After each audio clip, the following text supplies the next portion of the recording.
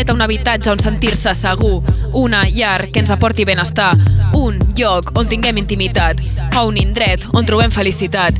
Tinc drets, tens drets, tenim drets. Sí. Coneix-los, explica'ls, defensa'ls. Sí. Som-hi, fem-ho juntes, difonem-los. Sí. Els drets de les persones són aquí. Escolta. Per resguardar-se quan fa mal temps, per descansar, per jugar i estudiar, per compartir moments d'intimitat. Cada regió els construeix diferents, n'hi haurà de maons, de pell o de palla, de fusta o de gel.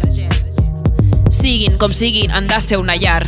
L'habitatge és un dret universal. Un dret a les persones i hem de garantir-lo, també a aquells que passen dificultats. Cases amb finestres que no hi corri el vent, amb escalfor, si fa fred.